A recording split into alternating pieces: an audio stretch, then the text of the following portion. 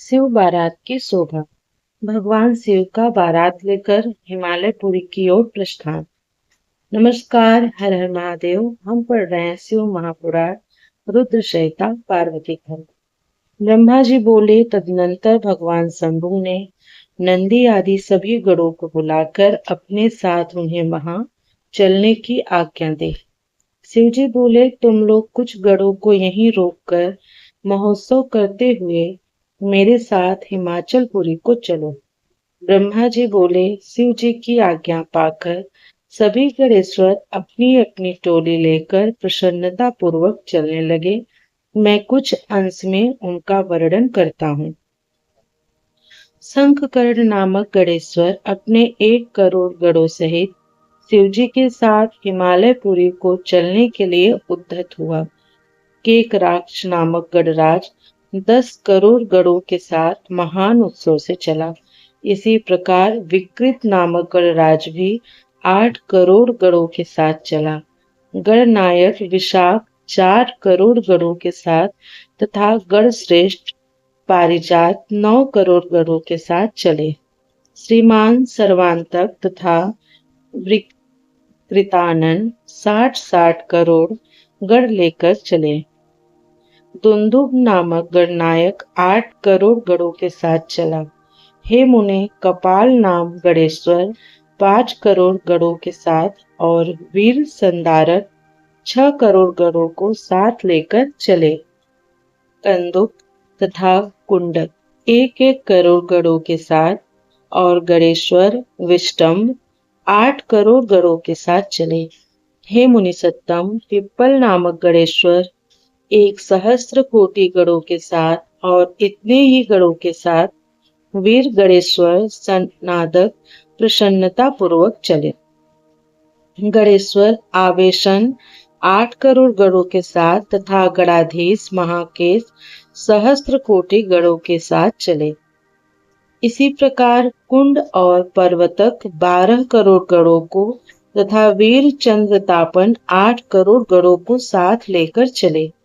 काल, कालक, महाकाल तथा अग्नि नामक गणनायक 100-100 करोड़ गणों को साथ लेकर चले। इसी प्रकार अग्निमुख, आदित्य मूर्धा तथा घनावह 1-1 गणों को साथ लेकर चले। सन्नाह, कुमुद, अमोक और कोकिल नामक गणराज 100-100 करोड़ गण लेकर चले। गणाध्यक्ष सुमंत्र करोड़ों करोड़ों गणों को लेकर तथा काक, पादोदर एवं संतानक 60 करोड़ गणों को लेकर चले। महाबल 9 करोड़ और मधुपिंग, कोकिल, नील तथा पूर्णभद्र 90 करोड़ गणों के साथ चले। चतुर्वक्त 7 करोड़, करण 20 करोड़ तथा गणेश्वर 90 करोड़ गणों के साथ चले। इसी प्रकार हे नारद, यजवाच, संतमन्यु एवं मेघमन्यु ये सभी गणेश्वर 90-90 करोड़ गणों के साथ पृथक पृथक चले। गणनायक काष्ठांगुष्ठ, विरूपाक्ष, सुकेत, सनातन और वृषभ 64 करोड़ गणों के साथ चले।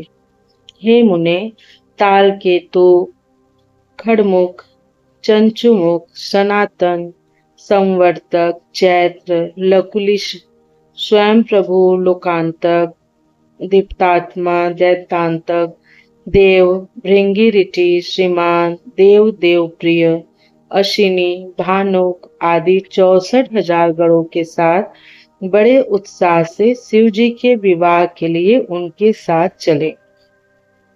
प्रमथगण सहस्त्रों भूत गणों के साथ तथा 3 करोड़ अपने गणों के साथ चले। वीरभद्र 64 करोड़ गणों के साथ तथा 3 करोड़ रोमज प्रेत गणों को साथ लेकर चले। इसी प्रकार नंदी आदि गणेश्वर भी 120,000 गणों से युक्त होकर शंकर के उत्सव में चले। यह शंकर का विवाह महोत्सव है, ऐसा जानकर क्षेत्रपाल भैरव करोड़ करोड़ गणों के साथ प्रीति पूर्वक आए। ये गण तथा शिव के असंख्य गण जो अत्यंत बलवान थे, वे उत्साह तथा प्रीति से युक्त हो शिवजी के विवाहोत्सव में वहां गए। इन सभी गणेश्वरों के हजारों हाथ थे तथा वे सिर पर जटा मुकुट धारण किए हुए थे। वे मस्तक पर चंद्र रेखा धारण किए हुए थे, नीले कंठ से युक्त थे तथा 3 नेत्रों वाले थे। वे आभूषण के रूप में रुद्राक्ष धारण किए हुए थे, उत्तम भस्म लगाए हुए थे, हार, कुंडल, केयूर तथा मुकुट से अलंकृत थे। इस प्रकार ब्रह्मा, विष्णु तथा इंद्र के समान अणिमादि गुणों से अलंकृत, कोटि सूर्य के समान देदीप्यमान वे सभी गणेश्वर शोभा से समन्वित थे। हे मुने, इनमें कुछ पृथ्वी पर, कुछ पाताल में चलने वाले तथा कोई आकाशगामी तथा कोई सप्त स्वर्ग में विचरण करने वाले थे। हे देवर्षि, मैं बहुत वर्णन क्या करूं। सभी लोकों में रहने वाले वे सभी गणेश्वर शिव के विवाह का महोत्सव देखने के लिए बड़े प्रेम से आए। इस प्रकार इन देवताओं तथा गणों से युक्त भगवान सदाशिव ने अपना विवाह करने के लिए हिमालय के नगर को प्रस्थान किया। हे मुनीश्वर, जिस समय सर्वेश्वर शिव जी देवताओं एवं गणों के साथ विवाह के लिए चले, उस समय का वृत्तांत सुनिए। शत्रुओं को भय देने वाली चंडी रुद्र की भगिनी बनकर उत्सव मनाती हुई बड़े प्रेम के साथ वहां आई। वह चंडी प्रेत के आसन पर सवार थी, सर्प का आभूषण पहने हुई थी और सिर पर महादेदीप्यमान जलपूर्ण कलश धारण किए हुए थी। वह अपने परिवार से युक्त थी।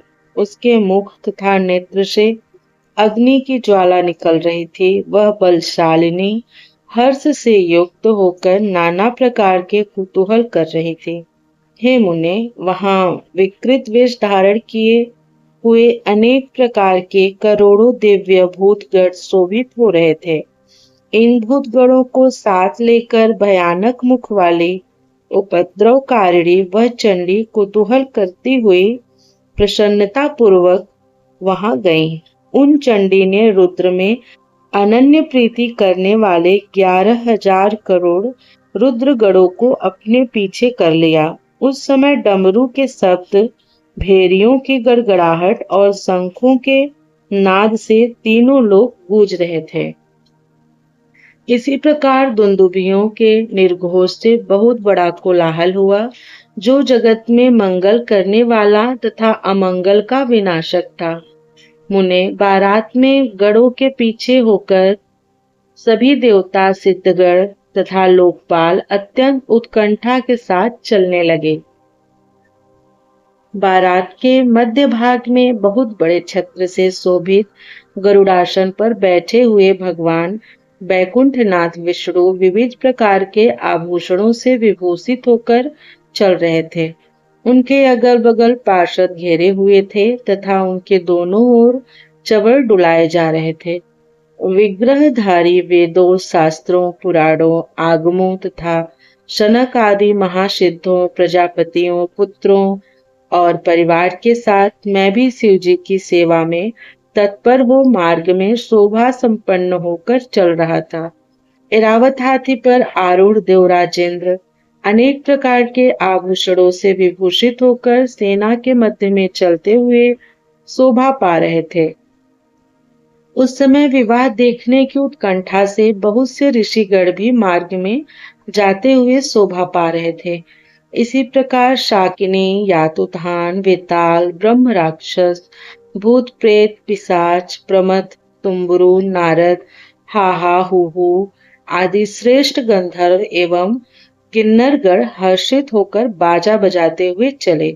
संपूर्ण जगत की माताएं, देवकन्याएं, गायत्री, सावित्री, लक्ष्मी, अन्य देव स्त्रियां, ये सब तथा अन्य देव पत्नियां और जगन माताएं शंकर जी का विवाह हो रहा है, ऐसा जानकर प्रसन्नता पूर्वक वहां गईं। शुद्ध स्फटिक के समान सर्व सुंदर वृषभ, जिसे वेदों, शास्त्रों तथा महर्षियों ने धर्म कहा है, उस पर सवार होकर धर्म वत्सल भगवान शिव जी संपूर्ण देवगणों तथा ऋषियों से सेवित हो मार्ग में चलते हुए अत्यंत सुशोभित हो रहे थे।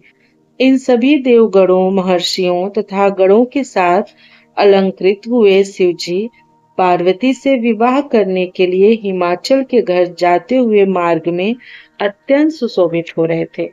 हे नारद, इस प्रकार मैंने शिवजी के वर यात्रा प्रस्थान का आपसे वर्णन किया। अब हिमालय के नगर में जो शिव चरित्र हुआ, उस वृत्तांत को सुनिए।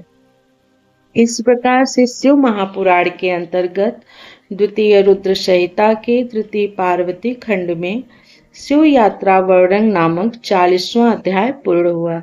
प्रियम शंकरम सर्वनाथम नमामि। हर हर महादेव। हरे नमः, हरे नमः, हरे नमः।